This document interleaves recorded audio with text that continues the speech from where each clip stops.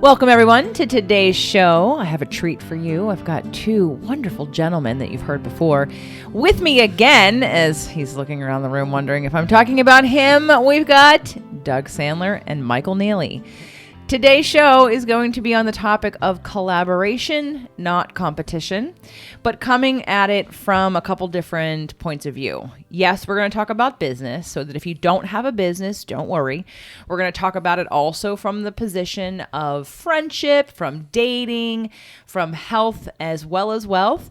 And we're going to just take this conversation to each direction so that way you can get a sense of the difference between scarcity and abundance. But for today's topic, I'm putting it in terms of collaboration, not competition. Welcome to the show, guys. Thanks for having us. I'm excited to be here. How about you, Dougie? That's the quietest I've ever been, isn't it? It really is. It's the longest you've ever taken that was really talk good. on a microphone. Normally he's talking as soon as you start yourself. I know. I didn't know where to begin. I don't know. Well, I'm just happy to be here. Thank you for having me one more time, JJ. So this episode actually was already recorded at one point. We did it on a Zoom call, and I wasn't crazy about the quality of the audio, and we're all in person right now and together, which is way more fun to do anyway. But I know that there was divine timing in this because originally we recorded it for the Health and Wealth show. So for those of you that are listening to Health and Wealth, hey, for those of you that don't know, I have a new show launched this year called Health and Wealth. And that show was actually started out of a desire to do money differently and do business differently. And I have to give a little credit here to Michael, because Michael and I had a conversation last year before I launched the show, and we were at an event and we were listening to the speaker and the presentation and the way that they were sort of holding their event. And we felt a lot of scarcity, a lot of the person in charge feeling threatened by everybody else's expertise or offerings, and we didn't like it. And we were trying to decide on how we could take podcasting, take business, take our entrepreneurial endeavors and do it differently with a different energy. And so I remember driving home and calling Michael and leaving this message because I was so fired up about not liking this, right? And so contrast, just as an overall teaching lesson right now, right? Contrast helps you to clarify. The contrast was I didn't like the feeling of control, the feeling of scarcity, the feeling of shaming, the feeling of not standing in your power and then just allowing others to decide if they're right for you or not. It all felt really bad. And from there, my top three things were leading with abundance, not scarcity, collaboration, not competition. And then what came to me next for me was building wealth without sacrificing your health. And out of that conversation came my mastermind. Like I literally, that whole context created a platform for me to deliver a mastermind that then I offered a month later to my tribe and now have active. So thanks, Michael. You're very welcome. How much is my credit good for? What's even worse is I had nothing to contribute to this, so I'm not even sure why I'm here. Well, you're here because I think that we also exemplify an example of collaboration and not competition. You know, we're all podcasters, and many times in business, we support each other in business and in the same business. We just got done recording 2 episodes, one where Michael had us on talking about coaching and choosing the right coach in podcasting. And Doug and I are podcast coaches along with Michael. And then Doug just did an episode for his show about podcast coaching, and Michael and I are podcast coaches. And so here we all are doing some of the same things, but supporting each other because we're coming from abundance, not scarcity. And so today's show, I just really want to utilize this framework for all aspects of life so that you can start to see things a little bit different and you can open up to possibility instead of problems. You can open up to not having as much resistance, and you can see from a different vantage point how there's enough to go around.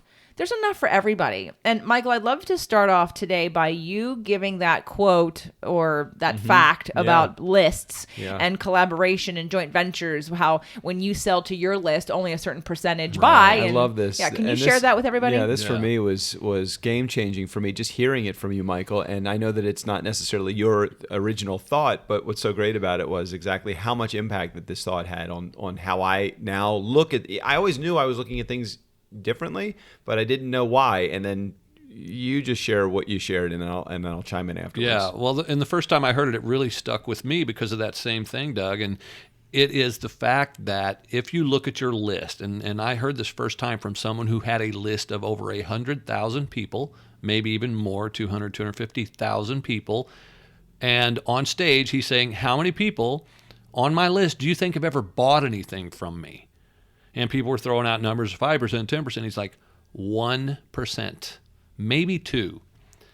And that is a very low percentage, but that means also 98 to 99% of those people in that list have not and probably will not ever buy anything from you. Mm-hmm. Now, the other thing he said about the list was, I know for a fact that everybody, let's use ours as an example, I know that everybody on my list is interested in podcasting, but not everybody's bought from me. A very small percentage has. Well, if Doug comes along and says, hey, Michael, would you promote my podcasting course? Now, I could be scarcity-minded and go, no, that's my audience. And the truth is, though, this 98% is still not going to buy from me. So who better to partner with than someone who's teaching the same thing? Yeah. I will serve that other 98% who maybe for whatever reason they didn't resonate with my stuff or they weren't ready right now. Maybe Doug's is what they're looking for. So yes, I want to share with other people who have a similar offering. It makes sense. Yeah, I would just add to that initially, if this is not your philosophy, if you're listening to this and that doesn't make sense. You're direct competitors with Michael. What would be the purpose of that? And if you listen really carefully to the statistics, only 1 or 2% are going to possibly buy what you have. The other 98%, why don't you open up to the rest of the world? You actually are approaching your list, or those that you know, your connections if you don't have a list. You're approaching them with an attitude of serving. How can I best serve those people that are in my community, those that I know? And if you put away that scarcity mindset that says, I'm protecting my list, I'm protecting my contacts, because if I share Michael with them, maybe they're going to like Michael more than me.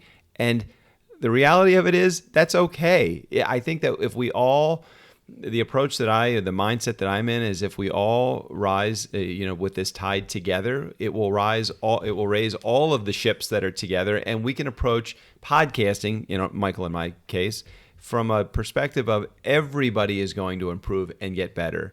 So, and then if I say, well, wait a minute, if I help Michael, I actually can profit a little bit from that too. So it's not just from a standpoint of being able to give an altruistic perspective. Maybe it's more of let me look at this selfishly. I got 98%. They're not going to buy from me. Why don't I try to make a little bit more and share them with Michael? And maybe there's an opportunity. So from both standpoints, from a business standpoint and from a personal and community perspective, you're actually doing your business and your community better by opening up to a collaborative opportunity and understanding that collaboration actually will get you far more places than competition and scarcity. I want to bring this to the person who doesn't have a business. Let's talk about this mindset in a I work for somebody else kind of way. Many times I find in people that are employees and they're up for, let's say, a promotion, and maybe they're up against other people, they're from the scarcity perspective, you're willing to have a certain lack of integrity within your own self. Now, I'm not calling any of you lack of integrity. I'm just saying there's a possibility that if Doug is my boss and Michael and I are up for the same job and I feel threatened because I feel like Michael's a better fit, but I really want the job. And now I'm going to do other things that I wouldn't normally do to try to get Doug's attention or to get to look like the better candidate because I want to win, because I want to get this money, right? There's an aspect of that again is scarcity based, of thinking that this is the one and only opportunity for me and there's no other opportunities. And so I would invite you, if you are an employee, to take this on for a second, because know that there are thousands of opportunities. And if you're not in an alignment with it, if you're not attuned to it, you're not seeing it. You're just seeing this one job opportunity as a way for you to make more money finally and to be recognized. Or in the case of, let's say, entertainment, like I'm thinking about people who audition. And I'll never forget an Abraham audio that I heard about an actor who was auditioning. And it's the difference of walking into an audition, giving your power away by saying, I'll be whatever you want me to be because you're more important than I am, versus I'm going to be who I am and I'm hoping I'm the right fit. And if I'm not the right fit, that's okay. And I'm going to hold out for the right fit because it'll feel better for me and it'll honor who I am. So just know that this, what we're talking about in terms of lists and emails, if you don't have a business, this can be translated into your job. Are you holding on to your job because of scarcity thinking that there's nothing else out there for me and I wouldn't know how to survive or make any money? Or are you doing it because you truly love what you do? You're comfortable. Maybe you're not ready to be an entrepreneur and you never will be. There are people who definitely should never be entrepreneurs. But that doesn't mean that the job you have, while there are things that you can improve about the way that you look at it or think about it or talk about it, if you treat it as if it's the only opportunity in life that you have to make any money, that is a scarcity underbelly, which is going to be uncomfortable. And then it's going to create opportunity for you to do things you wouldn't normally do outside of your comfort zone and integrity, which will eat away at you slowly.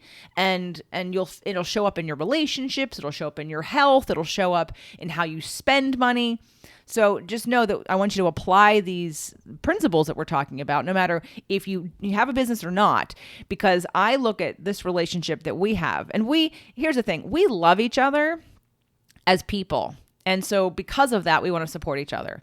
There are plenty of other people who do what Michael and Doug do or do what I do that we don't promote. And part of it is because maybe we don't believe in their integrity. Maybe we think that they're only out for the money. They don't care as deeply as we do about our clients. What do you guys think about that? I would say that's 100% true. And actually what you're saying too, JJ, reminded me of an incident that has happened actually a couple of times now as I think back on it, that is a testimony to that piece of collaboration. I've had people come to me and say, Michael, I'm looking to do this and that with my business, and I heard that you were a good coach for that. And there have been times when I've said, you know what, I'm pretty good at that, but I know someone who's better for what you need, and I've sent that person along.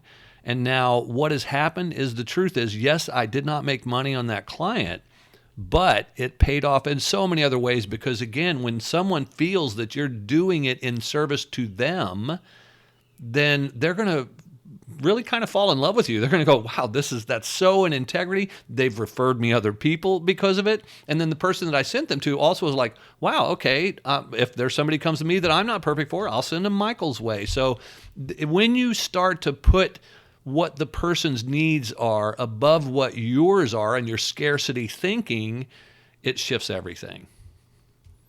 Well, why don't you pose the question again so that I understand from the perspective of what you want me to answer? Because I love Michael's answer, and I love the idea of putting the needs of someone else above your own needs when it comes to business. From a personal perspective, I'm curious where you want to head. Well, I'm thinking about you in some of your relationships. Now, there were positive and negatives to some of the things that, like, say, in the last couple of years that I've witnessed you do. One of the things that I love about some of the relationships and businesses that you've created is that you went into it saying, I don't know where the money is. We'll find it. But we'll find it. We'll find it somewhere, but let's figure out how we can help each other or work together.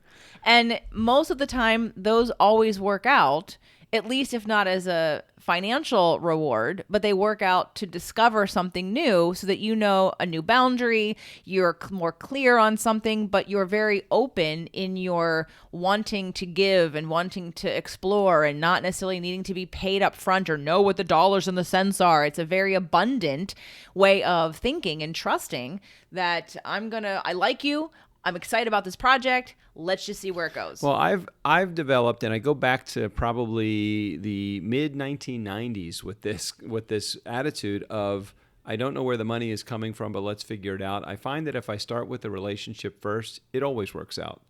No matter what. It may not have worked out where I originally thought and intended. Like, I was involved in an entertainment company back in DC before I got into podcasting, and I went into it with the idea that they were going to represent my DJ business.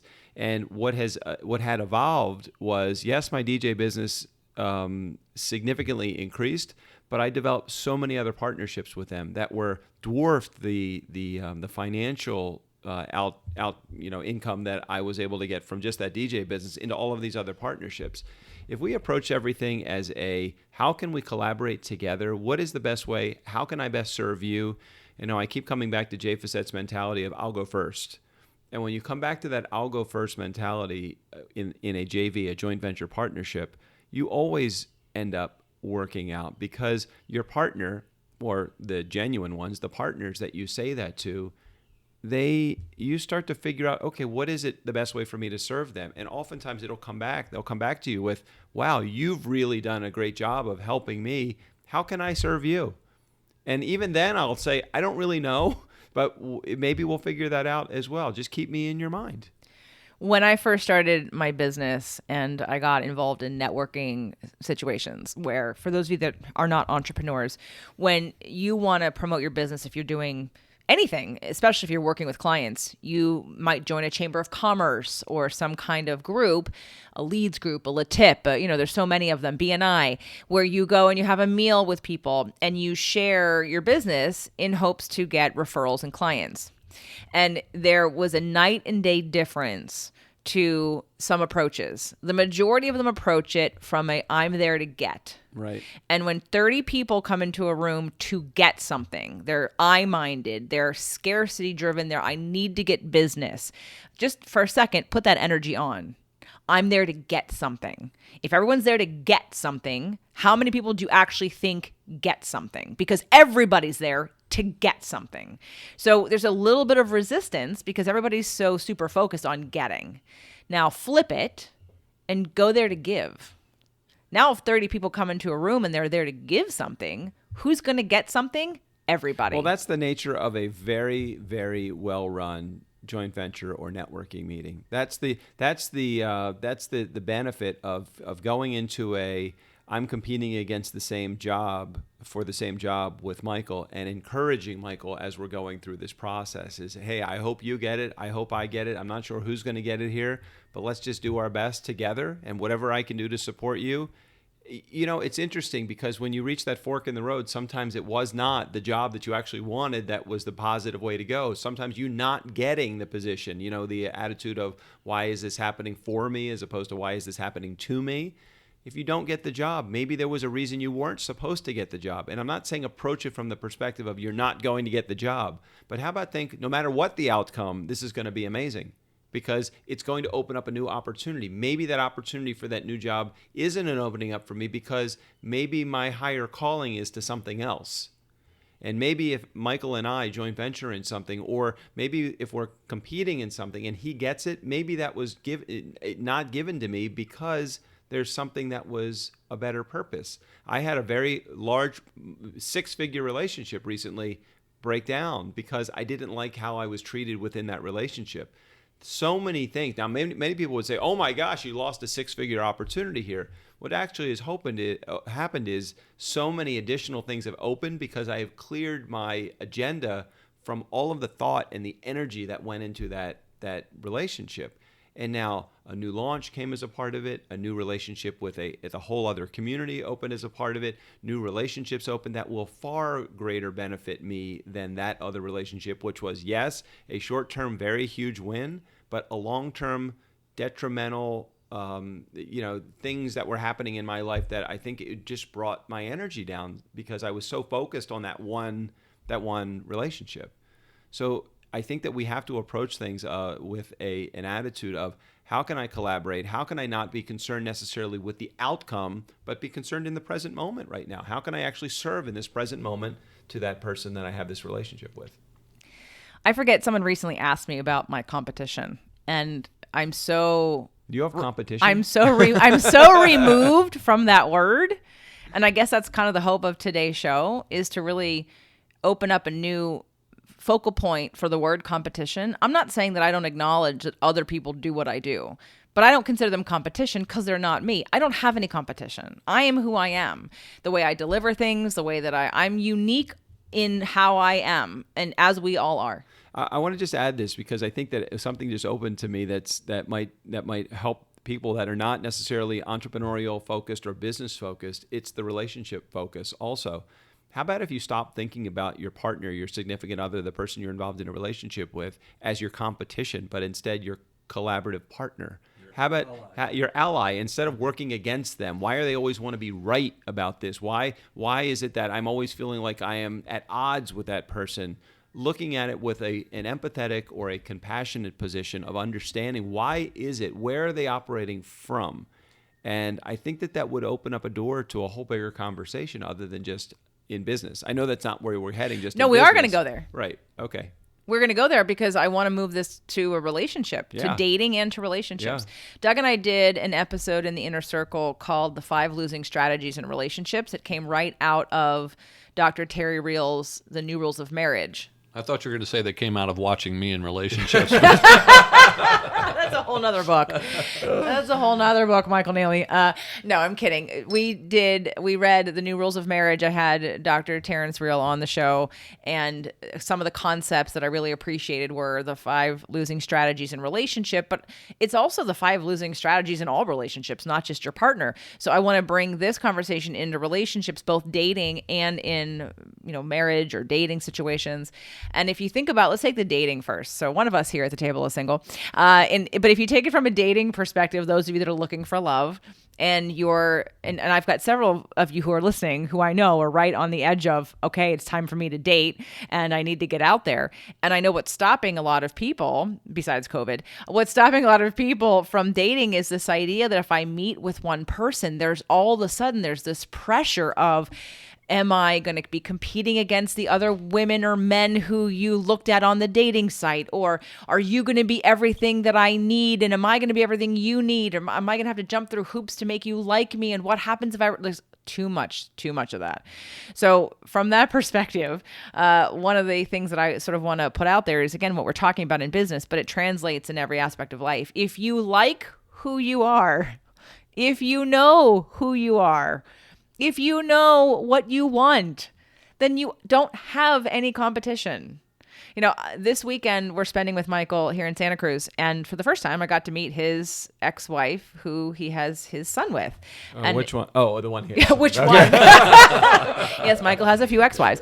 And I already know one of them, plus an ex-girlfriend, but this was the longest relationship and the only one with a child. And I got to meet her, and what I really appreciate about Michael's view of relationships is that just because we didn't work out doesn't mean that there's anything wrong with us.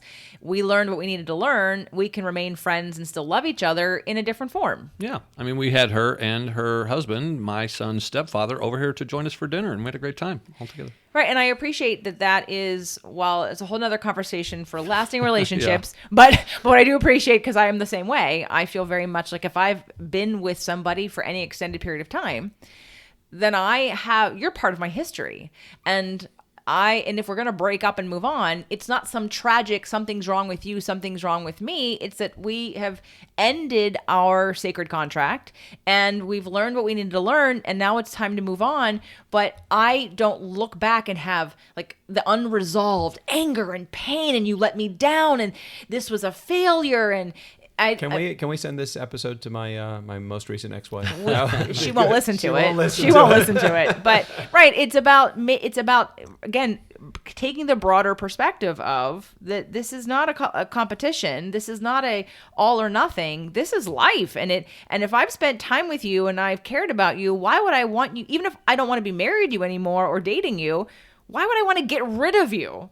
It feels so. And I think it's because most people don't want to feel the pain. It's because they don't want to deal with the lessons that they learned and why this might have needed to happen for them. They want to just get rid of it and cut it off. And they think that if they cut it off, they're not going to feel the pain of whatever happened or transpired in that relationship, aka your ex-wife, right? But it's really about growing into, again, that deeper sense of there is no competition. If you know who you are, you like yourself, you value yourself, and you respect yourself, then there is no such thing as competition.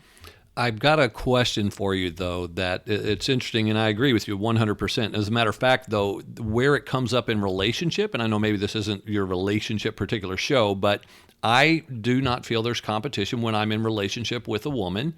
I feel like, look, if you look at another guy and they excite you and you're interested, great, good for you.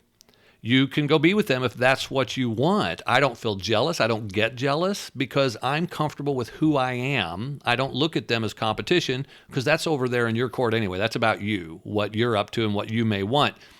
Now, the question out of this, though, is, and I know this is not your relationship show per se. Well, they all are. Okay. Well, some women want you to be jealous. I've been in relationships where they're like, you don't get jealous or anything. I'm like, what's there to be jealous of? If you fall in love with someone else, you're going to fall in love with someone else. I will move on to the next relationship or be out of a relationship for a while. Michael has never been in love. It has nothing to do with me. No, I have, but it's just. Are you sure? Well, man, the thing a hard pill to swallow. But what can I do about it? I am who I am. You either love me or you don't, and I can't change that. And so I'm like, I've got to let it go. And I'm hoping that you will love me for who I am. And if you don't, okay. I'm not saying I'm not going to be hurt or anything, but I'm not going to be jealous and sit there and worry. Well, you're a more evolved, conscious man for the most part. There's some subjects you and I butt heads on, but otherwise, generally, you've done men's groups. You have a show called Consciously Speaking, right? You're interested in the inner workings, belief systems, patterns, habits, all that kind of stuff. You aren't afraid to take a look at some of that. A lot of men aren't. And so then we go to that primitive caveman part of our brain of survival. And when we're not in our conscious brain, so I think you live more in your conscious brain, and I think a lot of people don't, especially men, because they just react. They're just sort of going along, and then if something happens, then they react, and it's not conscious. It's coming from that, again, that primitive part of our survival brains, which is not our conscious brain. And so that would be my answer to what I think happens there. And not that jealousy is a bad thing, but when women do use it to manipulate men, that's unfair. And it does happen. And I've done it too. I remember years and years ago in a relationship, I absolutely did use it. And I'm not necessarily proud of that, but it was a tactic. It was a tactic because I felt powerless. I felt like I was losing a love that I wanted to get back. And that I was grasping at straws, so to speak, of like, how do I get you to care? Oh, I'm going to go try to make you jealous now. It's not a pretty moment. It's desperation, which is the opposite of what I'm talking about. The opposite of what I'm talking about in this show is about the whole confidence, collaboration, trust, abundance, and allowing, not the behavior like that means I'm not trusting and allowing. And I wasn't in that place. Now, that was probably 10, 15 years, that was like 15, 18 years ago. It was, I've done a lot of growing since then. But in relationships, in the dating situation, if you're out there and you're getting ready to date, this is a great time for you to really get to know who you are, what you bring to the table, we had our first live mastermind meeting in Atlanta in June. And for some of the ladies in the group, one of the things that they needed was a reminder of why they deserve to have a successful business and why they deserve to delegate and get help and support and why they were worthy of charging money and what they brought to the table, not only in their business, but in relationships. And so if you're struggling with dating or liking yourself more and you're always giving your power away to other people to judge you or to tell you who you are and what you do well, this would be a great time to pull out that journal and start making a list of what you like about yourself. What do I appreciate about myself? And if there are things that you want to change, which is totally fine. Like some of you might say, I want to take better care of myself. I want to eat better. I want to exercise more. I want to be nicer to myself. Well, this is the first way in how you're going to do that. Take out that list and on a daily basis, just decide today I appreciate that I received being made breakfast. I have literally sat in this seat at this table and done nothing. Michael and Doug have literally done everything, and I have allowed myself to receive it because I'm normally the one doing all of the cooking and serving. It feels good because she's not wearing any clothing, so that's always good. That's always makes it a big plus. That's a big plus. You weren't supposed to tell them how I got you to do all that stuff.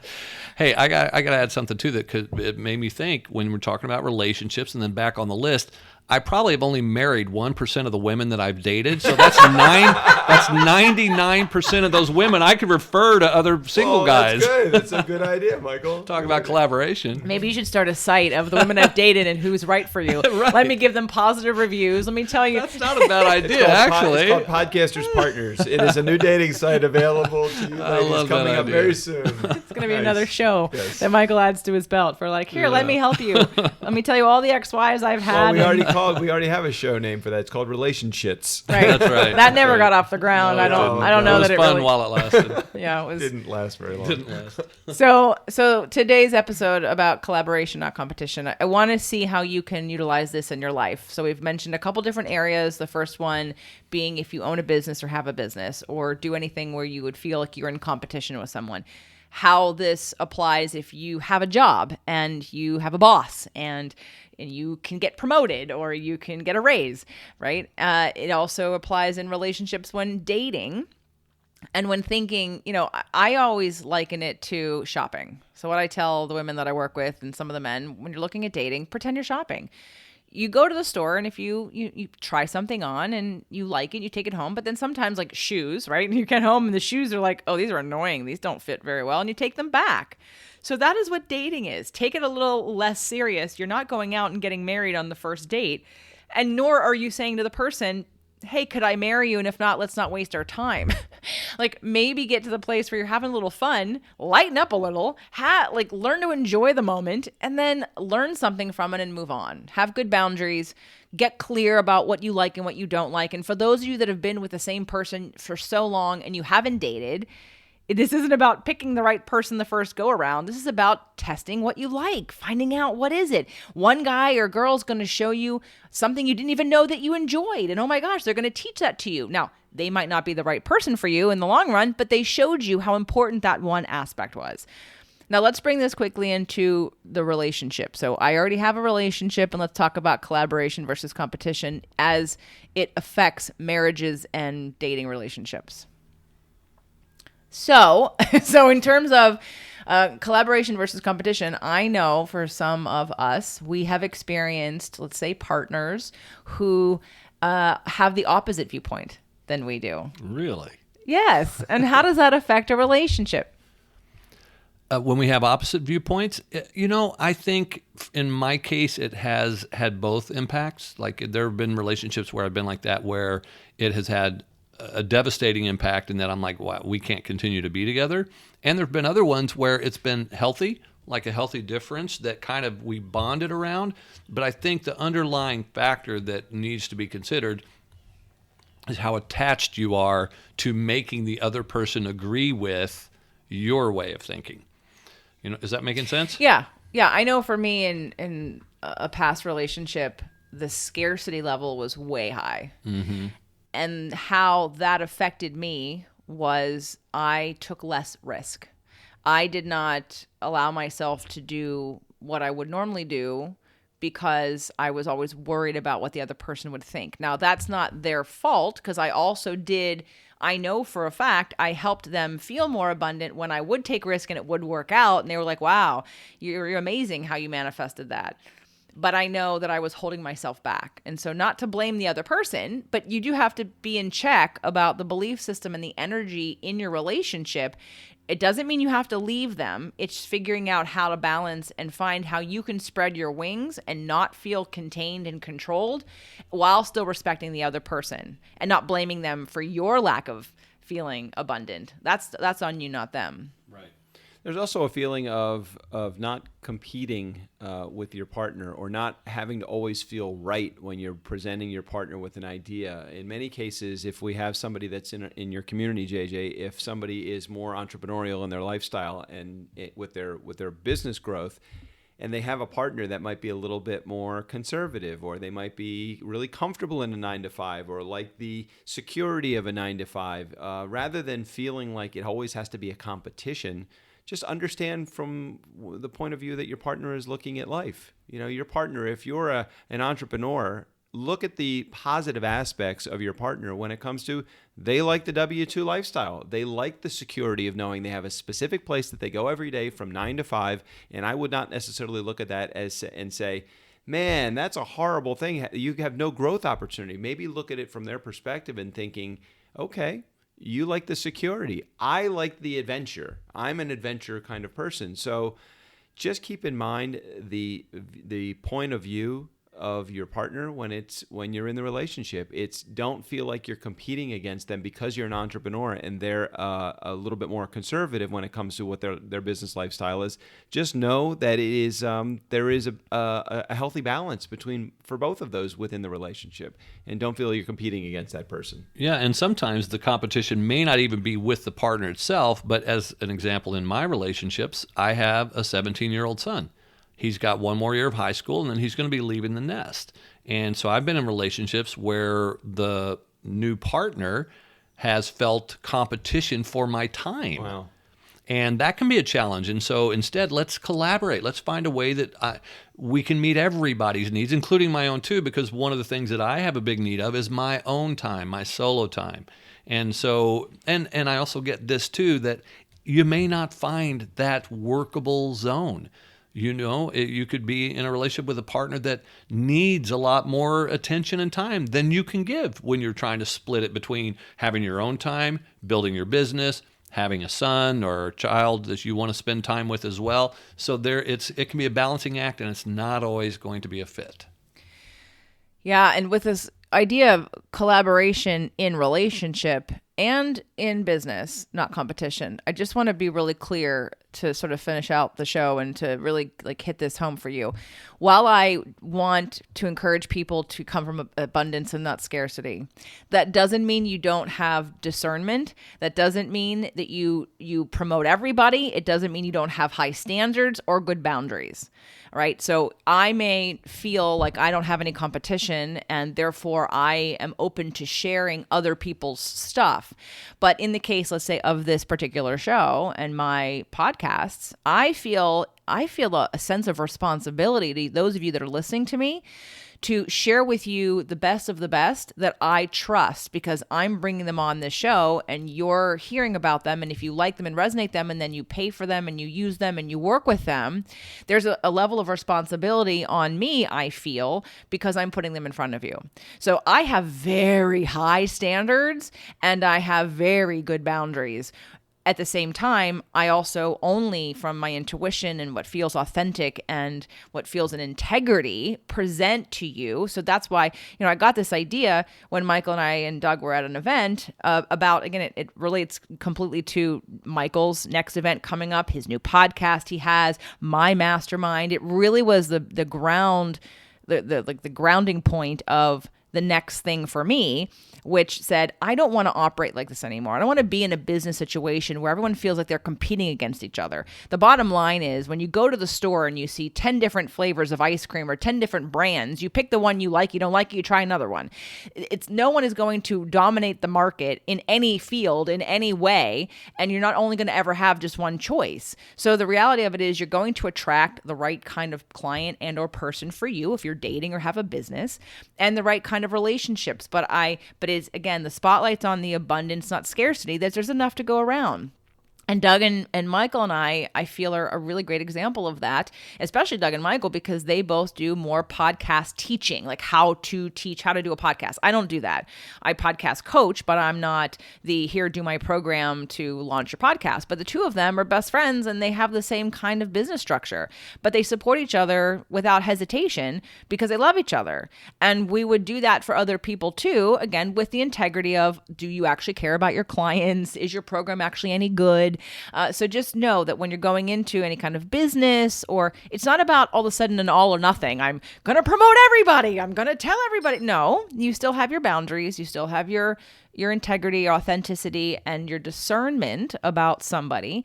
But then you share openly and willingly, trusting that everything is in right and perfect divine timing. So with that said, I am going to allow them and want them to just tell you what they're doing. So in case it does resonate with you, because I've often said to a lot of you, don't listen to someone. I have a client who she was on such a good place with me, and then she had taken a break, and then she went to somebody else's website that was on my show, and then went to the person's website and took a quiz, and then watched a video, and all of a sudden took what that person said completely to heart and was devastated. And I got that person later and I said, well, does that person resonate with you? Does it resonate? And if you actually think about it, and she said, no. I said, okay, then why did you listen to it? Like, you took what they said because they're some sort of expert? That doesn't matter. Did it resonate with you? If it doesn't resonate with you, then let go of it. It's not right for you, or it's not right for you right now. So for those of you that are in business, maybe you're thinking about podcasting or just some kind of coaching program or something, I'm going to start with Michael. Michael, why don't you just tell everybody about the launch you have coming up and any information about how to get to it? And yeah, well, right now I am gearing up for the re-release because it's a podcast training program I've had for years. It was originally called Zero to Launch in 14 Days, and I've revamped the entire thing because, as you know, JJ, so much has changed in the industry just in the last 6 months to a year. So I had to rewrite the entire course, and I made it even bigger and better, and it's called the Zero to Launch Podcast Accelerator. And right now we are in our what I would call cart open launch / mode, because we're trying to get a bunch of people in to like kick off the program in style. And so I'm happy to give a free gift to anybody who may want it. It's the simple 5-step process to launch a rockin' podcast in just 14 days. We can put the link there in the show notes. If anybody wants it, it's a freebie. And then during this week of the launch, we'll be doing a lot of trainings around that and other cool elements that will help you whether or not you start a podcast. so make sure to click the link in the show notes. You got to go to the More tab or the Show Me More tab, depending on what kind of podcast player that you use. But go to the link and get Michael's free gift and then check it out. You know, Michael's been on the show many times. He's done several of my events. I love him dearly. He's got a good heart. He's conscious. He's full of love. He cares. Otherwise, he wouldn't even be my friend. But he's been on, we've been friends and doing each other's shows since 2014, 2015. And I love you. So thanks for being here and sharing all of your wisdom. Mr. Doug Sandler. So in the true spirit of collaboration, I would also encourage you to take Michael's program. I mean, I'm telling you, honest to God's truth, it's a great program. While I haven't seen the actual makeup of the program, I've read the book that he has written that's going to be the design of the course itself.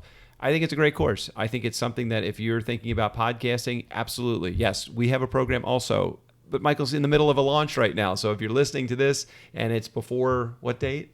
August 4th through 14 will be in launch mode. Of 2020, hop into Michael's program. It's great, and I think it would be a major win for you. And the program will take you through the course of a year, right, Michael? Yeah, it lasts a whole year, but come on, Doug. I mean, you've got an amazing program. Okay, so if that's kicking ass. And I appreciate that. If you are a podcaster right now, or if you're just like podcast curious and you're trying to figure out if something like either Michael's program or podcasting is for you, or you just don't even understand the elements of things like funnels and landing pages and lead magnets and all of that stuff, JJ and I have a free masterclass. Feel free to sit in on it. It's August 3rd. It's in the afternoon. It's called Funnel Cake, and it really is a recipe for success when it comes to putting together your program. So any program for that matter. But honestly, yes, we do have a program, but we are launching cyclically all the time. We are under the sun. If the sun is revolving around the moon, if the moon is revolving around the sun and earth and stars, we are having a launch at some point. But right now, Michael's in the hunt. So I would say hop into Michael's program. It is great. And you're way too kind. Funnel Cake is also good too. Absolutely. And it's not in the afternoon, it's in the evening. But let's do turnkeypodcast.com/funnel. turnkeypodcast.com/funnel to get to the webinar masterclass. It will not be recorded. So if you want the information, you have to come live to the class. And JJ and Doug put the fun in funnels. We do. And we put the fun in dysfunctional also. That's another podcast that we can record next. So, and then for any of you that are listening, I haven't officially, I guess today's show will be the official opening of the application system for my mastermind. So if you would like to be considered, you can go over to jjsinnercirclemastermind.com. jjsinnercirclemastermind.com. One more time slower. I'm typing this in my phone right now. JJ's innercirclemastermind.com. Awesome. All the links that we talked about today will be in the show notes for you guys. But I am going to be taking applications for 2021. Getting in early gets you a lot of information and education to get you started earlier. You don't have to sign up now, but if you're interested and we want to have some conversations, then go check that out. But if you're launching a podcast, Michael Neely, if you want to learn about funnels and sales pages and all that kind of good stuff, come to our webinar. And of course, follow both of them. Let's just also go over your podcast. So you can go to michaelneely.com. Michael, tell everybody about your shows. Oh my God. Okay, so I have my firstborn was Consciously Speaking. Been around since originally 2014, 2015. And my second one is Buy This, Not That. And then Something to Whine About, which of course we co-host together, you and I, JJ, along with Melanie Benson. And then and actually we should make Doug an official co-host at We some really point should. because he's in there all the time too. And then the other one is the latest one, the PodQuest show. But I also want to say this about Collaborate. If I can plant the seed, because you know how you're supposed to speak something out to the universe when you got these ideas. So just this weekend together, we've already come up with a couple of ideas of stuff that we're going to create together as collaborative processes and programs that are going to be real exciting. So I'm just letting you know, keep an eye out for that. Fueled by mimosas. That'd be a good podcast. Fueled by mimosas. All right, you are a podcast addict when it comes to like wanting new ones, and you still have another one to do that we're doing together. But let's talk about your shows. Turnkeypodcast.com. That's probably the best place to start if you have any curiosity about podcasting. The Nice Guys on Business podcast is a great spot to learn about business and a fun way to look at business. If you're a Mustang fan, Ford Mustang, the Early Years podcast. Wow, the BizWiz podcast, you want a fun little formulaic approach to business. SEDx, if you're somebody that's a TEDx speaker and want to understand how to get your message out to the world. And I'm sure there's another one in there, Women, Men, and The Relationships. BizWiz, that's still out there? Yeah, BizWiz is still out there, absolutely. So, yeah, there's a half a dozen or so, but you pick. The roulette wheel of podcasting choice is yours when you go with Doug Sandler. Well, thank you, gentlemen, for doing this show with me again. I know that it was complete divine timing, that I did not like the recording quality of the last time we did this. I had the idea, we did it quickly, and it was obviously meant to incubate a little bit more and to culminate into this time and space because I couldn't imagine being in business and working with two better people. So I appreciate all that you do, and I love you. And we love you too, and it's so great to be here. We should continue podcasting naked just like this. I think it worked really well. It actually worked out really well. All right, guys, I wasn't really naked. Okay, see ya. Bye.